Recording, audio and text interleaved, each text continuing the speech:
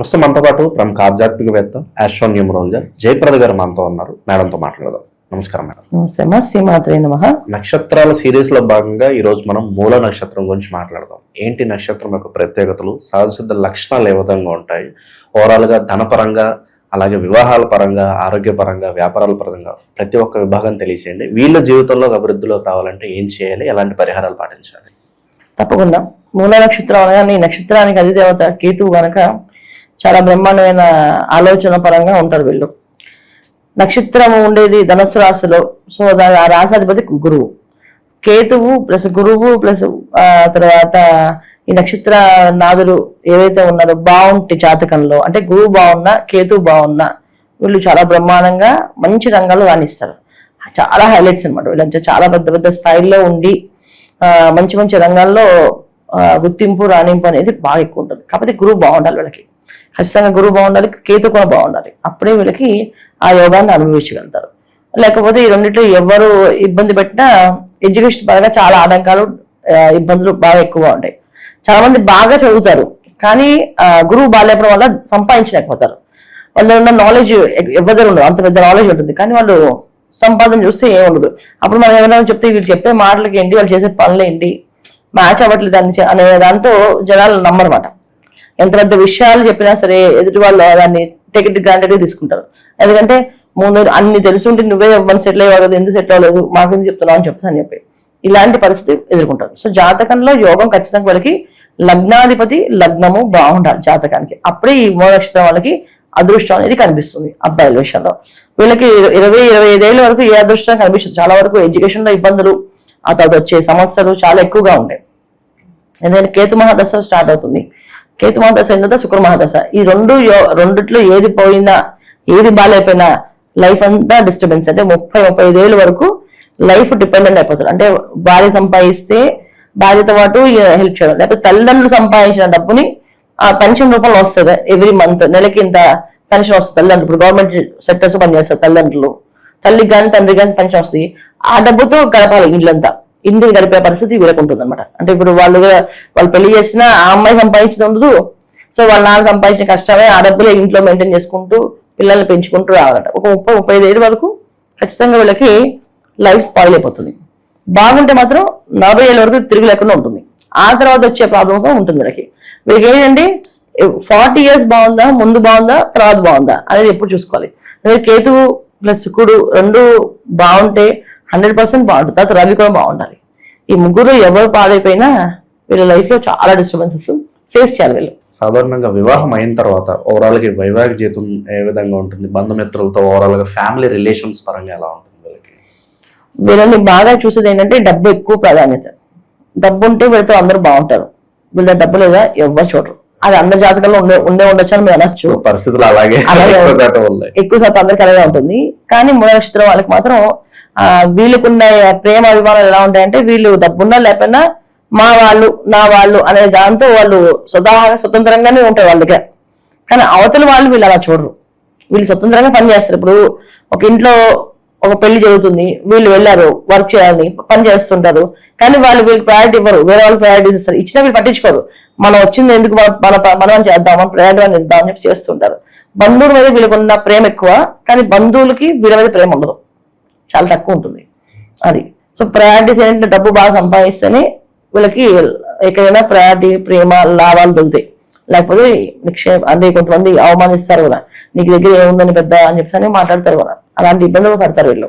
Compatibility పరంగా ఈ నక్షత్రం వాళ్ళకి వివాహాల పరంగా కావచ్చు, బిజినెస్ ఏమన్నా పార్ట్నర్షిప్ పరంగా ఎవరు సూట్ అవుతారు, ఎవరికి చాలా దూరంగా ఉండాలి వీళ్ళు? పార్ట్నర్షిప్ ఎప్పుడు సూట్ అవుతుంది వీళ్ళకి. వీళ్ళకి పార్ట్నర్షిప్ అనేది సూట్ అవ్వదు. వీళ్ళు ఇండిపెండెంట్ గా ఓన్ గా ప్రొఫెషనల్స్ ఉంటారు. చాలా మంది ఏంటంటే చిన్న చిన్న వ్యాపారాలు, ఇప్పుడు చిన్న చిన్న షాపులు, కిరాణా షాప్స్ తీసుకోండి, మన కర్రీ పాయింట్స్ చూసుకోండి, లేకపోతే చిన్న రెస్టారెంట్స్ చూసుకోండి, లేకపోతే ఏదైనా సరే సింపుల్ బిజినెస్ వీళ్ళు డిపెండ్ అంటే ఎవరి మీద డిపెండ్ అవ్వకుండా వీళ్ళు ఇండిపెండెంట్ గా చేసుకునే బిజినెస్ వ్యాపారాలు చేస్తారు వీళ్ళు. అవి వీళ్ళకి బాగా కలిసి వస్తాయి. వీళ్ళు అలాగే చేసుకెళ్తారు. ఒక హై గ్రోత్ రావడం అనేది వీళ్ళకి సంతానం ఎవరైతే పుడతారో వాళ్ళ వల్ల వీళ్ళకి బాగా పేరు ప్రఖ్యాతులు వస్తాయి. వాళ్ళు వచ్చిన తర్వాత వాళ్ళ చేతికి అంది రావడం, వాళ్ళ వల్ల అదృష్టాన్ని వీళ్ళు అనుభవించినప్పుడు అబ్బాయి ఒక శుక్రమహాదశ పుట్టాడు, శుక్రుడు వీళ్ళకి యోగిస్తాడు అనుకుంటే ఖచ్చితంగా వీళ్ళకి అది కలిసి వస్తుంది. అబ్బాయి జాతకంలో రవి మహాదశ యోగిస్తుంది, అబ్బాయి అనుభవించాల్సిన వీళ్ళు అనుభవిస్తారు. అలా అనమాట. సో సంతానం వల్ల వీళ్ళకి లాభాలు ఎక్కువ. వీళ్ళకి సొంతంగా పాపం కష్టపడింది మూల నక్షత్రం. నేను చూసిన జాతకాలు, ఇప్పుడు దాకా నేను చూసిన జాతకాలు అయితే పెద్ద అదృష్టాలు అయితే నేను ఎప్పుడు ఎవరికి చూడలేదు. చాలా మంది కష్టపడుతూ ఉన్నారు. అది బాగా మెయిన్ ఏంటంటే వీళ్ళ లగ్నాలు ఎప్పుడు కూడా యాంటీ కాంబినేషన్స్ తో పడతాయి. అందువల్ల వీళ్ళు ఇంకా సఫర్ అవుతూ ఉంటారు. ఒక 40 ఏళ్ళ వరకు జీవితంలో ఏమీ అనుభవించలేదు అని ఉంటుంది. కొంతమంది 20 ఏళ్ళకి అనుభవించిన తర్వాత నేను ఒకప్పుడు వెళ్ళి ఇంత ఫ్లైట్లు తిరిగి ఫ్లైట్ వచ్చేవాడిని, ఇవాళ నేను ఫ్లైట్ ఎక్కడానికి నా దగ్గర డబ్బులు లేవండి అని చెప్పేవాళ్ళు నా జాతకంలో. ఎందుకంటే ఆ దశ వాళ్ళకి శుక్రుడు యోగించాడు, రవి యోగించాడు, అయింది. తర్వాత చంద్రుడు తర్వాత వచ్చే దశలు కుజమహ దశ, తర్వాత రాహుమహ దశ యోగించాడు, ఎఫెక్ట్ బాగా పడుతుంది. ఎలాంటి దోషాలు వీళ్ళకి తరచుగా వస్తూ ఉంటాయి? ఎక్కువ శాతం దోషాలు కాదు కానీ వీళ్ళకి చాలా కోపం ఎక్కువ ఉంటుంది, బాగా ప్రీతన కోపం ఉంటుంది. ఆ కోపం కొన్ని డేట్ ఆఫ్ బర్త్ కాంబినేషన్స్ ఉన్న వాళ్ళు బయటపడతారు, గట్టిగా మాట్లాడి వాదిస్తారు, వాదనలో గెలుస్తారు వాళ్ళు, మొండిగా మాట్లాడి మొండిగా చేస్తూ ఉంటారు. కొంతమంది మా వాదనలో కాకుండా మనసులో కుళ్ళు పెట్టుకుంటారు, కక్ష పెట్టుకుంటారు వాళ్ళ మీద. నాకు ఇలా వీళ్ళు అన్నారు అని ఇలా బాధ పెట్టారు అని చెప్పేసి మానసికమైన బాధ. అందువల్ల వీళ్ళు శారీరకంగా వీళ్ళకి బాగా నష్టపోయే అవకాశం ఎక్కువ ఉంటాయి. ఆరోగ్య విషయంలో జాగ్రత్తగా ఉండాలి వీళ్ళు. అంటే హెల్త్ డ్యామేజెస్ మూల నక్షత్రం ముంచేస్తుంది అని చెప్తుంటారు కదా, అది వీళ్ళని ముంచేస్తుంది, వేరే వాళ్ళని కాదు ముంచేది. ముంచేస్తుంది మూల నక్షత్రంలో పుట్టిన వాళ్ళు అంటారు. ఎందుకు ముంచేస్తుంది అంటే రోగంతో ముంచేస్తుంది వాళ్ళని. ఏదైనా ఒక ఇబ్బంది అనేది వాళ్ళకి హెల్త్ ప్రాబ్లం వచ్చింది అనుకోండి, ఆ ప్రాబ్లం నుంచి బయట పడలేరు వాళ్ళు, అంత ప్రాబ్లం ఉంటుంది వాళ్ళకి. ఒక టాబ్లెట్ వాడితే దానికి మళ్ళీ దానికి సైడ్ ఎఫెక్ట్స్ వచ్చేసి మళ్ళీ ఇంకో ప్రాబ్లం వస్తూనే ఉంటాయి వాళ్ళకి. సో వీళ్ళు చూసుకోవాల్సింది ఆరోగ్యాన్ని చాలా జాగ్రత్తగా చూసుకోవాలి, లేకపోతే చాలా ఫేస్ చేయాల్సి వస్తుంది.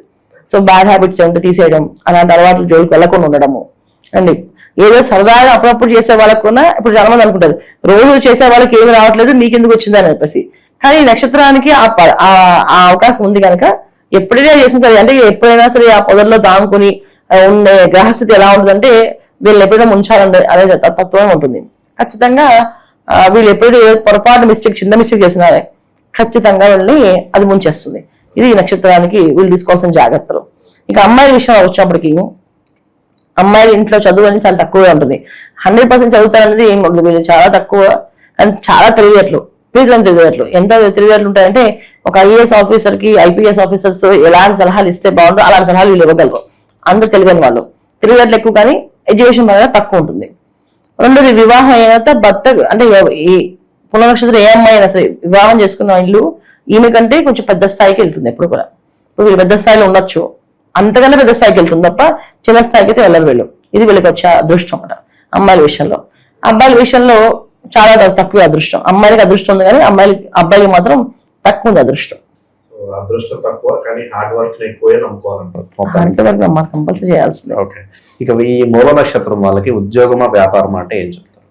జనరల్ గా ఉద్యోగాలు నిలబడడం ఎక్కువగా కష్టపడతారు. వ్యాపారాలు కూడా కలిసి రాదు, ఎందుకంటే వీళ్ళ కోపం ముక్కు మీద ఉంటుంది. ఏదైనా అడిగా ఉంటే వెంటనే గట్టిగా దాని గురించి దమాయించి చెప్తూ ఉంటారు.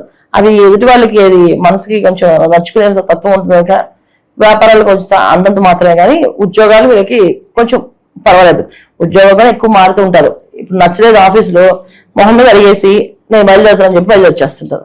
అది లేదా చెప్పకుండా మానేసి వచ్చేస్తారు.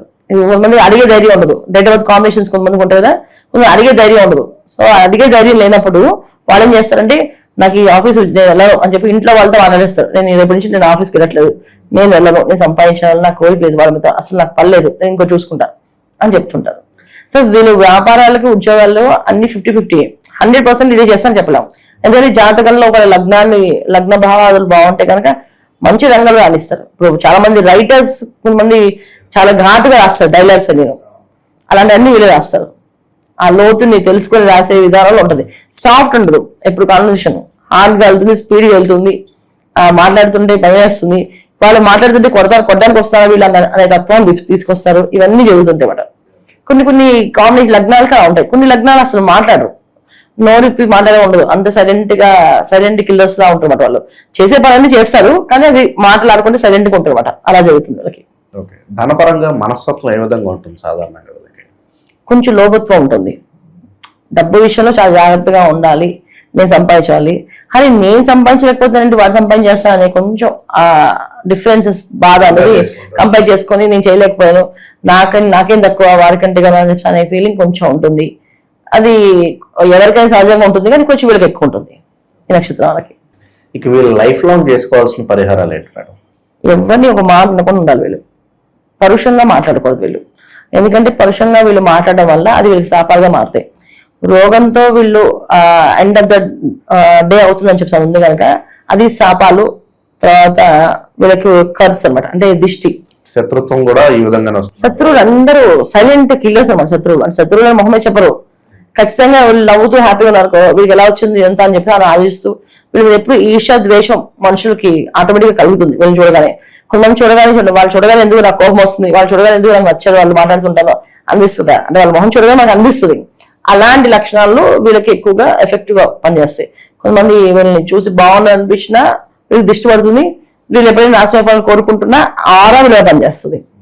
వీళ్ళు నాశనం అయిపోవాలని కోరుకుని అనుకోండి, ఆరా విలువ పనిచేస్తుంది. అందుకని కొంచెం జాగ్రత్తగా ఎవరితో పశు వాక్యాలు పలకకుండా వాళ్ళ పని వాళ్ళు నిదానంగా చేసుకుంటూ ఎవరికి ఎక్కువ చెప్పొద్దు, తక్కువ చెప్పొద్దు. మాకు బాగా ఉంది బిల్డప్ నేను ఇవ్వద్దు అండి, మాకేమి లేదని చెప్పి లోపత్వం చూపించద్దు. నిదానంగా వెళ్ళడం వల్ల వీళ్ళు ఎవరు చెప్పకుండా సరైన పనులు చేసుకోవడం వల్ల వీళ్ళు అదృష్టవంతులు అవుతారు. దైవిక పరంగా ఎవరిని ఎక్కువగా ఆరాధించాలి, ఎటువంటి పరిహారాలు చేసుకోవాలి వీళ్ళు? వీళ్ళు గణపతి దేవుడిని ఎక్కువ ఆరాధించాలి. గణపతిని ఎక్కువ ఆరాధించడం వల్ల వీళ్ళకి అనుకూలంగా ఉంటుంది. తెల్లవారుజామునే లేచి 5 నుంచి 6 లోపు ఈ గణపతి పూజ చేస్తే కనుక లైఫ్ లో ఎటువంటి ఇబ్బంది రాకుండా బయటపడతారు వీళ్ళు.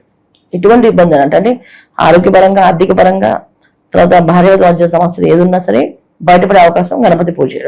తెల్లవారుజామున లేవడం 5 నుంచి 6 లోపు ఈ పూజ అవ్వాలి. ఇది ఎవరైతే చేస్తారో వాళ్ళకి ఎటువంటి ఇబ్బందులు రాకుండా బయటపడే అవకాశం ఎక్కువగా ఉంటుంది. ఇక వీళ్ళకి కలిసి వచ్చే కలర్ కావచ్చు, అదృష్ట సంఖ్య, వారంలో ఏ రోజు ఎక్కువ కలిసి వస్తుంది, ఈ విశేషాలు కూడా తెలియదు. వీళ్ళకి అన్ని రంగులు కలిసి వస్తాయి. రంగులు ఈ రంగు అనేది ఏం లేదు, అన్ని రంగులు వస్తాయి. నలుపు రంగు ఒకటే వాడుకోదు వీళ్ళు. నలుపు వీళ్ళకి పడదు. ఆ నలుపు తప్ప నలుపు ఒకటి, రెడ్, డార్క్ రెడ్ కలర్ ఇలాంటివి పడవు. మిగతా అన్ని కలర్స్ వీళ్ళకి కలిసి వస్తాయి. అలాగే అదృష్ట సంఖ్య ఏంటి మేడం? అదృష్ట సంఖ్య వీళ్ళకి 5 బాగా పనికి వస్తుంది. ఎందుకంటే వీళ్ళ ఆలోచన విధానం, 5వ నెంబర్ వాళ్ళ ఆలోచన విధానం ఒంట్లు మ్యాచ్ అవుతుంటాయి. తర్వాత 3వ నెంబరు, తర్వాత 9వ నెంబరు ఇవి కలిసి వస్తాయి వీళ్ళకి. ఓవరాల్ గా ఈ నక్షత్రం యొక్క ప్రత్యేకతలు, వీళ్ళ జీవితం ఏ విధంగా ఉంటుందో మంచి విశ్లేషణ అందించారు. ధన్యవాదాలు. నమస్తే అమ్మా. శ్రీమాత్రే నమః.